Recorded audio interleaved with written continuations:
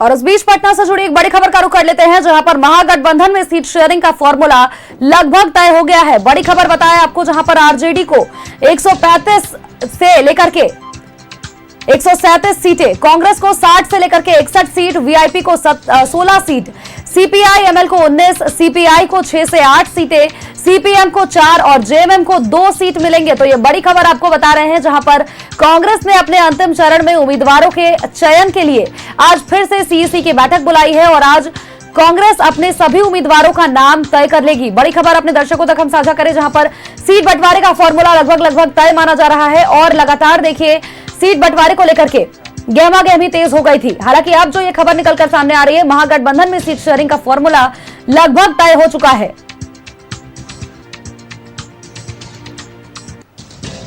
RJD को 135 से लेकर के 137 सीटें, कांग्रेस को 60 से लेकर के 61 सीट, वीआईपी को 16 से लेकर के 17 सीटें, सीपीआई एमएल को 19 सीट, सीपीआई को 6 से 8 सीट, सीपीएम को 4 सीट और जेएमएम को 2 सीट मिलने की बात यहां पर कही जा रही है।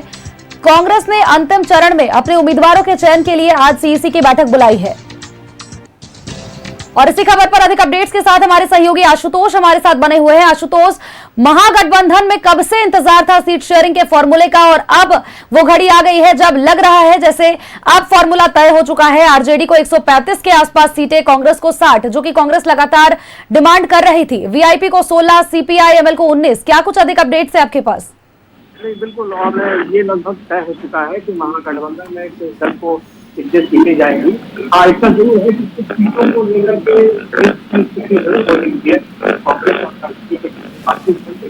लेकिन कांग्रेस अपने पास स्थिति पर अंतिम मुकाबला और सीटें हैं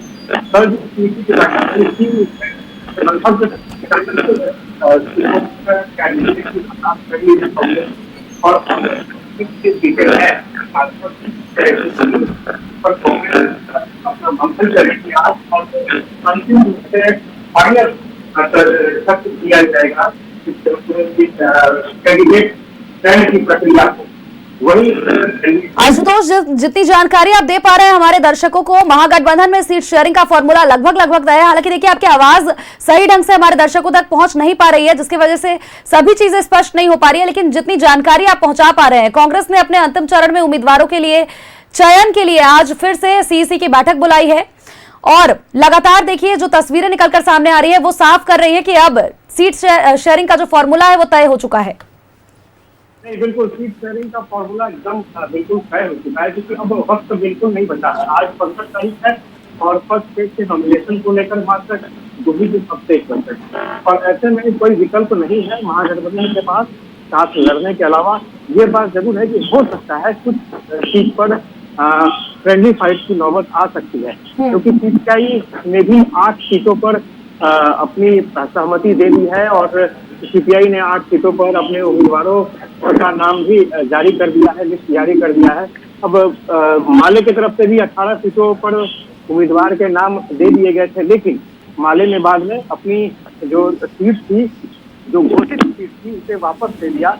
लेकिन ये जो सूचना मिल रही है, सूचना के मुताबिक 18 सीटों पर माले कैंडिडेट उतारेगी, 16 सीटें वीआईपी के खाते में जा रही हैं।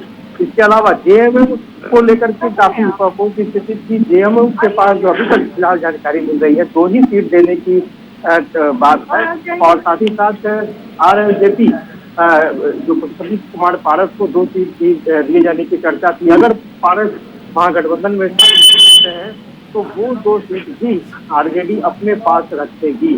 तो देखना दिलचस्प होगा कि सीट शेयरिंग का पूरा फॉर्मूला क्या निकल कर आता है और मुझे लगता है कि आज लगभग इस बात की बिल्कुल जो जानकारी भी आप दे रहे थे जेएमएम को लेकर के भी लगातार संशय बरकरार था। देखिए, जेएमएम 12 सीटों पर दावा कर रही थी, लेकिन अभी फिलहाल जो अपडेट्स है, जेएमएम को 2 सीटें दी जा रही हैं और कहीं ना कहीं अब देखिए फ्रेंडली फाइट्स जानकारी आप भी दे रहे हैं कि हो सकती है किसी सीट पर अभी तक जो अपडेट है कि ये तय फॉर्मूला है सीट शेयरिंग को लेकर के महागठबंधन के भीतर। बहुत बहुत शुक्रिया आशुतोष, तमाम अपडेट्स, तमाम जानकारियों के लिए।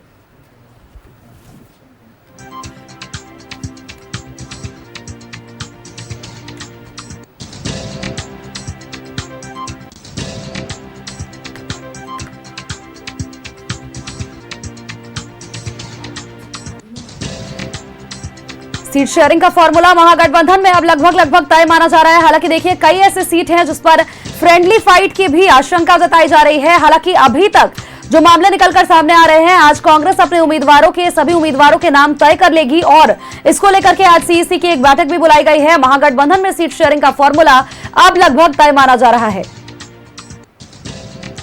आरजेडी को 135 से लेकर 137, कांग्रेस को 60 से लेकर 61, वीआईपी को 16 सीटें मिलने की अभी बात कही जा रही है। सीपीआई-एमएल को 19, सीपीआई को 6 से 8, सीपीएम को 4 और जेएमएम को 2 सीटें मिलने की बात कही जा रही है फिलहाल।